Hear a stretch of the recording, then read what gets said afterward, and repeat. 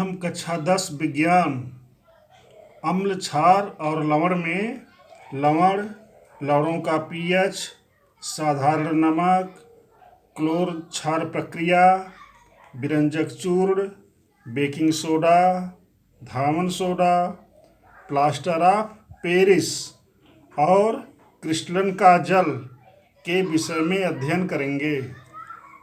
तो पहले हम देखेंगे कि लवण क्या चीज़ है। साल्ट, हेडिंग डालेंगे लवण, साल्ट। लवण या साल्ट क्या चीज़ है? किसी अम्ल तथा क्षारक की उदासीनीकरण प्रक्रिया से प्राप्त आयनिक ठोस को लवण कहते हैं। इसकी परिभाषा क्या है कि किसी अम्ल तथा क्षारक की उदासीनीकरण अभिक्रिया से प्राप्त आयनिक ठोस को लवण कहते हैं। जैसे यहाँ देखिए, अम्ल प्लस क्षार बराबर क्या हुआ? लवण और जल। HCl हाइड्रोक्लोरिक अम्ल, ये क्या है? NaOH सोडियम हाइड्रोक्साइड, ये क्षार है। तो दोनों की क्रिया से क्या बन रहा है? लवण और जल। NaCl सोडियम क्लोराइड, ये नमक या लवण है, और H2O क्या है? जल है। इस प्रकार से अम्ल और क्षारक की परस्पर क्रिया से लवण और जल प्राप्त होता है, और इस क्रिया को क्या कहते हैं हम? उदासीनीकरण अभिक्रिया कहते हैं। तो उदासीनीकरण अभिक्रिया की परिभाषा ऐसे हो जाएगी: अम्ल और क्षारक की परस्पर क्रिया से लवण और जल बनने की क्रिया को हम उदासीनीकरण अभिक्रिया कहते हैं। अब है कि लवणों का पीएच, हेडिंग डालेंगे। तो ध्यान दीजिए कि प्रबल अम्ल और प्रबल क्षारक के लवण का पीएच मान 7 होता है, और ये क्या होते हैं? उदासीन होते हैं। जैसे यहाँ देखिए, NaCl में यहाँ पे प्रबल अम्ल HCl में, और ये क्या है? प्रबल क्षार है। तो प्रबल अम्ल और प्रबल क्षारक के लवण NaCl, तो प्रबल अम्ल और प्रबल क्षारक का लवण क्या है? NaCl है। तो NaCl का पीएच मान क्या होता है? 7 होता, और क्या हो गए? उदासीन होगा, कि दोनों बराबर प्रभावी हैं। जब दोनों बराबर प्रभावी हैं तो क्या होगा? ये उदासीन होगा। अगला पॉइंट क्या है कि प्रबल अम्ल तथा दुर्बल क्षारक के लवण का पीएच मान 7 से कम होता है। तो अम्ल जब प्रबल होगा तो उसका जो लवण क्या होगा? अम्लीय प्रवृत्ति का होगा, और क्या होते हैं? अम्लीय होते हैं। इसी प्रकार से दुर्बल अम्ल तथा प्रबल क्षारक के लवण का पीएच मान 7 से अधिक होता है, और ये क्षारकीय होते हैं। जब अम्ल दुर्बल होगा और क्षारक क्या होगा? प्रबल होगा, तो जो लवण क्या होगा? ये क्षारकीय प्रवृत्ति के होंगे, और पीएच मान क्या होगा? 7 से अधिक, क्योंकि पढ़ चुके हैं कि अगर पीएच मान 7 से कम होगा तो अम्लीय होगा, पीएच मान 7 होगा तो क्या होगा? उदासीन होगा, और पीएच मान 7 से अधिक होगा तो क्या होगा? ये क्षारकीय होगा। आगे है लवण के प्रकार, उसका पीएच परिसर एवं लवण की प्रकृति और उदाहरण। जैसे यहाँ पर देखिए क्या है, अगर प्रबल अम्ल और प्रबल क्षारक का लवण है, जैसे NaCl और K2SO4, तो इसका पीएच मान 7 होगा, और ये उदासीन होंगे। दूसरा केस क्या है कि अम्ल प्रबल हो और क्षारक क्या है? दुर्बल।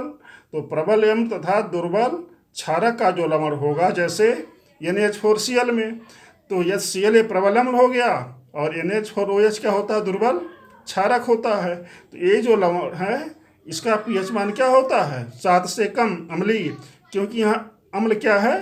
प्रबल होता है। तो विलयन क्या लवण क्या होगा? अम्लीय प्रवृत्ति का होगा। अगला क्या है कि दुर्बल अम्ल तथा प्रबल क्षारक का लवण।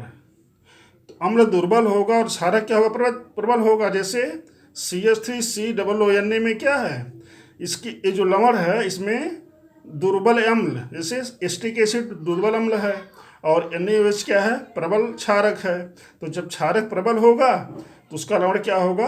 क्षारकीय प्रवृत्ति का होगा, और पीएच मान 7 से अधिक होगा। इसी प्रकार से अगर दुर्बल अम्ल है और दुर्बल क्षारक, दोनों दुर्बल हैं, तो उसका भी पीएच मान 7 ही होगा, क्योंकि दोनों एक समान रूप से दुर्बल हैं। और ये उदासीन होगा, जैसे देखिए अमोनियम एसीटेट CH3COO NH4, यहाँ एस्टिक अम्ल अम्लीय है, दुर्बल अम्ल है, और NH4OH अमोनियम हाइड्रोक्साइड क्या होता है, दुर्बल क्षारक होता है। एस्टिक अम्ल दुर्बल अम्ल और अमोनियम हाइड्रोक्साइड दुर्बल क्षारक होता है। इन दोनों के मिलने से जो लवण बनता है अमोनियम एसीटेट CH3COO NH4, ये क्या होता है, उदासीन प्रवृत्ति का होता है। अब अगला टॉपिक है साधारण नमक। वह नमक जिसका प्रयोग हम दिन प्रतिदिन भोजन के रूप में करते हैं, भोजन में, सलाद में, वो होता है साधारण नमक, कॉमन साल्ट। अब देखिए जो साधारण नमक होता है इसका सूत्र क्या है, NaCl, सोडियम क्लोराइड कहते हैं इसको। हाइड्रोक्लोरिक अम्ल तथा सोडियम हाइड्रोक्साइड HCl और NaOH विलयन की अभिक्रिया से उत्पन्न लवण को सोडियम क्लोराइड NaCl या क्या कहते हैं हम, साधारण नमक कहते हैं। जैसे यहाँ देखिए HCl हाइड्रोक्लोरिक अम्ल, NaOH सोडियम हाइड्रोक्साइड, इन दोनों की क्रिया से क्या बनता है, NaCl नमक बनता है और जल बनता है। तो जो समुद्र का जल होता है उसमें NaCl, KCl, CaCl2 ये सभी लवण पाए जाते हैं। और समुद्र के जल को सुखा के क्या बनाया जाता है, नमक बनाया जाता है, और उसमें शुद्ध करके हम क्या करते हैं, साधारण नमक प्राप्त करते हैं। अगला टॉपिक है साधारण नमक का उपयोग। तो सब बच्चे जान रहे हैं कि क्या करता है, भोजन का स्वाद बढ़ाता है। दाल में, सब्जी में, सलाद में क्या करते हैं हम, नमक का प्रयोग करते हैं, अचार में, चटनी में। दूसरा क्या है, कास्टिक सोडा, बेकिंग सोडा, धामन सोडा, व्यंजक चूर्ण बनाने में, इसके बारे में आगे पढ़ेंगे। सोडियम धातु तथा क्लोरीन के निर्माण में, क्योंकि जो साधारण किसका बना होता है, NaCl का, तो Na से सोडियम और Cl से क्लोरीन बनाया जाता है। नमकीन जल के निर्माण में, ब्राइन वाटर, जो नमकीन जल होता है क्या होता है, इसके बनाने में साधारण नमक का प्रयोग करते हैं। अगला टॉपिक है क्लोर क्षार प्रक्रिया। तो हेडिंग डालेंगे क्या चीज़, क्लोर क्षार प्रक्रिया। तो सोडियम क्लोराइड के जलीय विलयन में विद्युत प्रवाहित करने पर क्या होगा, यह वियोजित होकर सोडियम हाइड्रोक्साइड NaOH उत्पन्न करता है। इस प्रक्रिया को क्लोर क्षार प्रक्रिया कहते हैं। इसमें जो मुख्य पदार्थ जो बनते हैं वो क्या हैं, क्लोरीन, एक क्लोर हो गया, क्लोर माने क्लोरीन बनता है, और दूसरा क्या बनता है, सोडियम हाइड्रोक्साइड NaOH, ये क्षार हो गया। तो हो गया क्लोर क्षार प्रक्रिया। क्लोर माने क्लोरीन और क्षार क्या होता है, सोडियम हाइड्रोक्साइड। जैसे यहाँ देखिए 2NaCl, एक की माने एक माने जलीय विलयन। जो सोडियम क्लोराइड है इसके जलीय विलयन में क्या होता है, जब विद्युत प्रवाहित करते हैं तो क्या बनता है, सोडियम हाइड्रोक्साइड, क्लोरीन और हाइड्रोजन गैस। इस पूरी प्रक्रिया का नीचे दिया गया है प्रयोग कैसे होता है। ये देखिए क्लोर क्षार प्रक्रिया है, ठीक।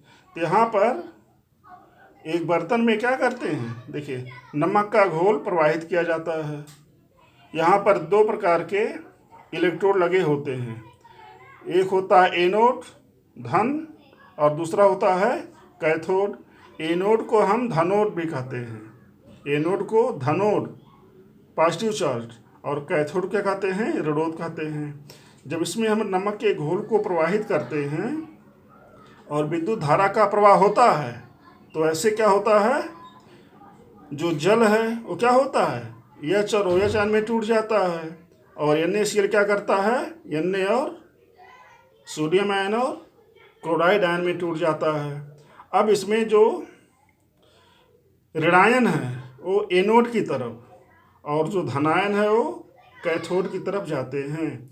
यहाँ पे क्लोराइड आयन और हाइड्रोक्साइड ये सब क्या हैं, ऋणायन है, तो एनोड धनोड की तरफ जाएंगे, और सोडियम आयन और हाइड्रोजन क्या हैं, धनायन है तो ये कैथोड की तरफ जाएंगे। यहाँ पर सोडियम आयन हाइड्रोक्साइड आयन से क्रिया करके क्या बनाता है, सोडियम हाइड्रोक्साइड, जो इससे बाहर निकलता रहता है। तो नमक का घोल अंदर आता रहता है और सोडियम हाइड्रोक्साइड बाहर निकलता रहता है।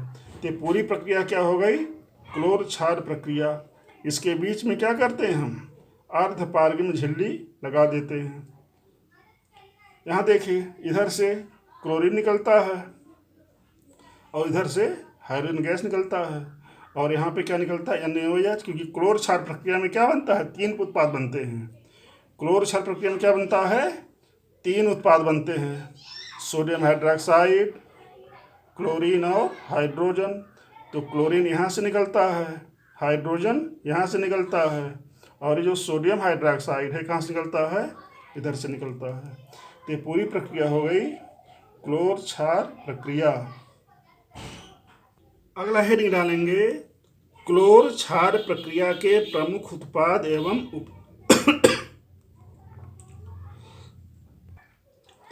क्लोर क्षार प्रक्रिया के प्रमुख उत्पाद एवं उपयोग। तो पहला उत्पाद क्या है, हेडिंग है क्लोरीन, जैसे मान लीजिए है।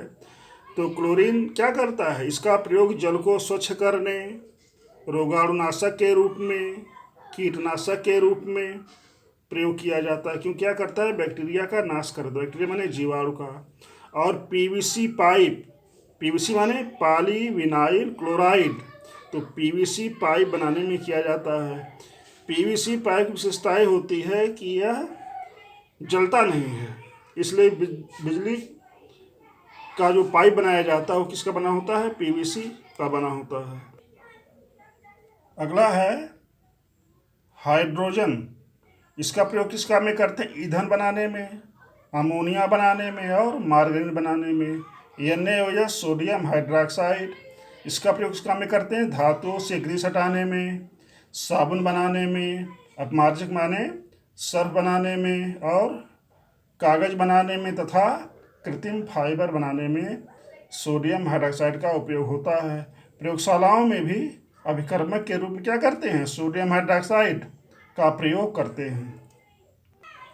अगला हेडिंग है विरंजक चूर्ण, ब्लीचिंग पाउडर। तो विरंजक चूर्ण से सब बच्चे समझते हैं क्या करता है, लकड़ी, कागज, कपड़ा आदि का रंग उड़ा देता है, जिसे कहते हैं विरंजन क्रिया। इसका सूत्र है CaOCl2। इसका रासायनिक नाम क्या है, कैल्शियम क्लोरो हाइपोक्लोराइट। तो विरंजक चूर्ण कैसे बनाते हैं, विरंजक चूर्ण बनाने की विधि हेडिंग डालेंगे। विरंजक चूर्ण का निर्माण शुष्क बुझे हुए चूने पर क्लोरीन गैस की क्रिया द्वारा किया जाता है। अर्थात क्या करते हैं, विरंजक चूर्ण को हम शुष्क बुझे हुए चूने पर क्लोरीन गैस का प्रवाह करते हैं।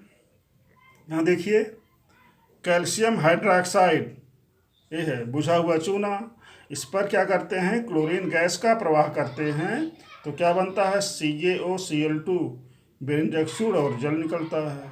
अब हेडिंग डालेंगे विरंजक चूर्ण का उपयोग। तो पहला उपयोग क्या है, जीवाणुनाशक के रूप में, क्योंकि क्या करता है, जीवाणुओं को नष्ट कर देता है। जल के शुद्धिकरण में, जल में डालने पर जल के जीवाणु कीटाणु मर जाते हैं तो जल शुद्ध हो जाता है। ऑक्सीकारक के रूप में तथा चीनी को सफ़ेद बनाने में, कपड़े, कागज, लकड़ी को विरंजित माने उसके रंग को उड़ाने में क्या होता है, विरंजक चूर्ण का उपयोग किया जाता है। अगला हेडिंग है बेकिंग सोडा या खाने का सोडा। तो बेकिंग सोडा या खाने के सोडे का सूत्र क्या है, NaHCO3। इसका रासायनिक नाम है सोडियम हाइड्रोजन कार्बोनेट या सोडियम बाई कार्बोनेट। इसके हेडिंग डालेंगे बनाने की विधि। बेकिंग सोडा बनाने के लिए क्या करते हैं, नमक के जलीय विलयन में कार्बन डाइऑक्साइड और अमोनिया गैस प्रवाहित करते हैं। तो ऐसे लिखेंगे, बेकिंग सोडा बनाने के लिए नमक के जलीय विलयन में कार्बन डाइऑक्साइड और अमोनिया गैस प्रवाहित करके क्या होता है, बेकिंग सोडा बनाया जाता है। इसका समीकरण देखिए, NaCl plus H2O plus CO2 plus NaH3 ammonia equal to NaH4Cl ammonium chloride plus NaHCO3 sodium hydrogen carbonate, या दूसरा नाम क्या इसका है, सोडियम बाई कार्बोनेट। ये चीज़ क्या है, बेकिंग सोडा है। इसके बनाने की दूसरी विधि क्या है, जो सोडियम कार्बोनेट है Na2CO3, इसके जलीय विलयन में कार्बन डाइऑक्साइड गैस प्रवाहित किया जाता है तो क्या होता है, 2NaHCO3 सोडियम हाइड्रोजन कार्बोनेट अर्थात बेकिंग सोडा बनता है। तो यहाँ देखिए, इस सोडियम कार्बोनेट के जलीय विलयन में CO2 गैस प्रवाहित करने पर क्या बनता है, सोडियम हाइड्रोजन कार्बोनेट बनता है। अगला हेडिंग डालेंगे, क्या चीज़, बेकिंग सोडा का उपयोग। तो पहला क्या है, बेकिंग सोडा का उपयोग क्या करते हैं, बेकिंग पाउडर बनाने में करते हैं, जिसको क्या करते हैं, ब्रेड बिस्कुट आदि बनाने में उपयोग किया जाता है। आग बुझाने वाले यंत्र में, आमाशय की अम्लता को दूर करने में अर्थात प्रतिअम्ल एंटासिड के बनाने में। जब आमाशय में अम्लता बढ़ जाती है तो बेकिंग सोडा का प्रयोग कर सकते हैं। पाव रोटी, केक, बिस्किट बनाने में, दूध को फटने से रोकने में और दाल को जल्दी गलाने में हम क्या करते हैं, बेकिंग सोडा का प्रयोग करते हैं। अगला हेडिंग है धावन सोडा या धोने का सोडा, वॉशिंग सोडा इसे कहते हैं। इसका सूत्र है Na2CO3 इंटू 10H2O। इसका रासायनिक नाम क्या है, सोडियम कार्बोनेट डेकाहाइड्रेट, मतलब सोडियम कार्बोनेट और डेकाहाइड्रेट माने 10H2O। इसको बनाने की विधि क्या है, हेडिंग डालेंगे, सोडियम कार्बोनेट इसे सोडा क्षार कहते हैं के पुनः क्रिस्टलीकरण से सोडा धावन सोडा प्राप्त किया जाता है। यह है sodium carbonate plus 10H2O Na2CO3 plus 10H2O बराबर क्या हो जाएगा, Na2CO3 इंटू 10H2O अर्थात सोडियम कार्बोनेट प्लस जल। इसका क्रिस्टलीकरण करेंगे तो क्या बनेगा, सोडियम कार्बोनेट डेकाहाइड्रेट, इसे कहते हैं धावन सोडा। अब हिंदी डालेंगे, धावन सोडा का उपयोग। तो पहला क्या है कि घरों में साफ सफाई के लिए धावन सोडे से घर को, फर्श को धो दिया जाता है, कपड़े को धोया जाता है, चद्दर तौलिया ये सब क्या होता है, धावन सोडा से धोया जाता है।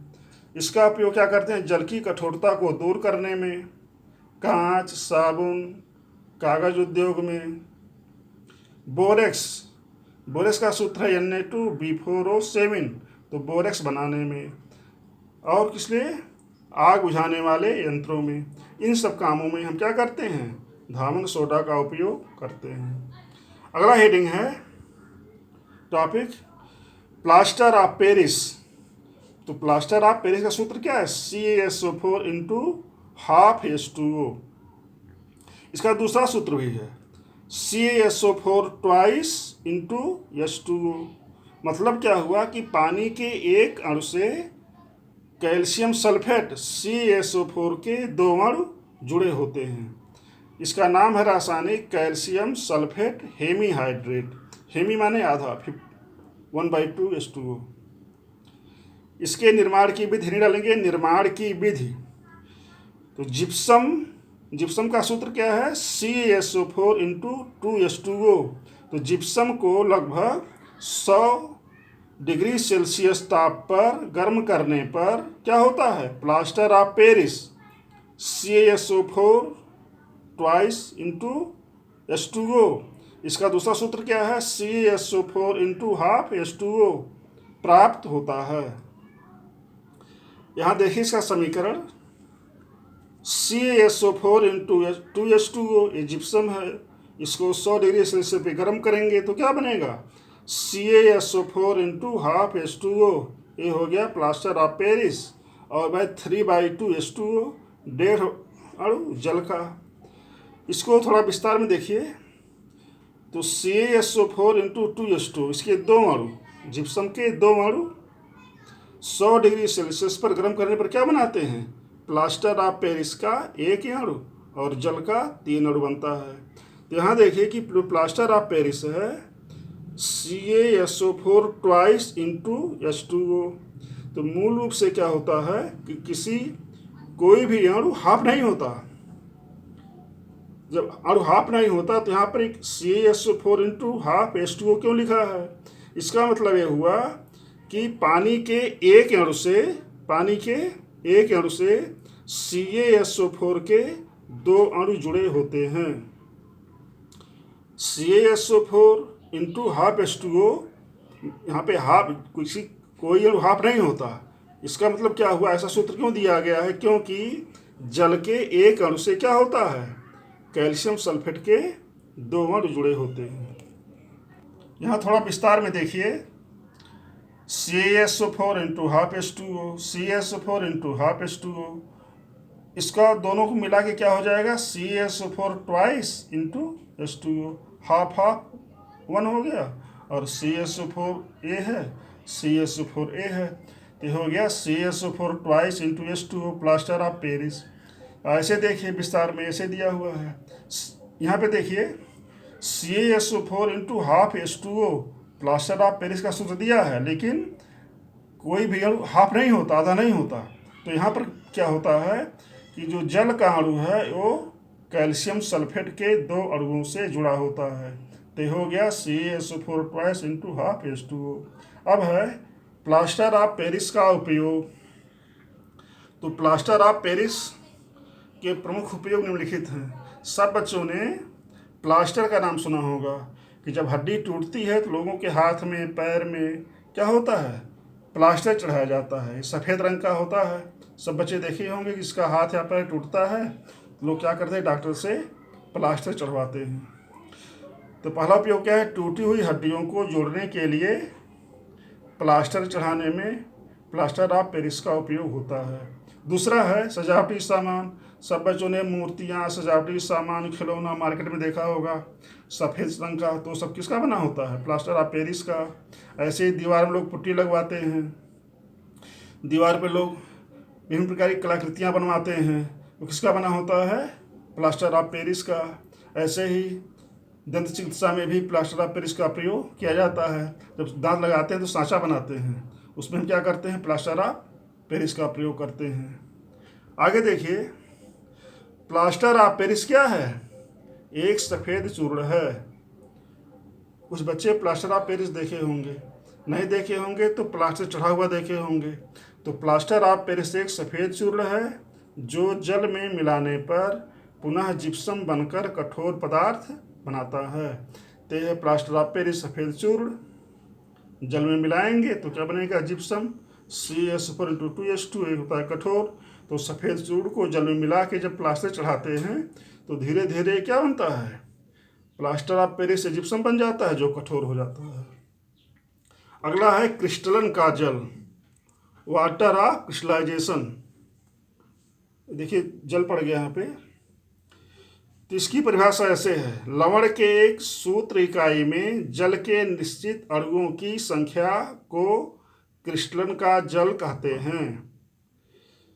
ध्यान दीजिए, लवण के एक सूत्र इकाई में जल के निश्चित अणुओं की संख्या को क्रिस्टलन का जल कहते हैं।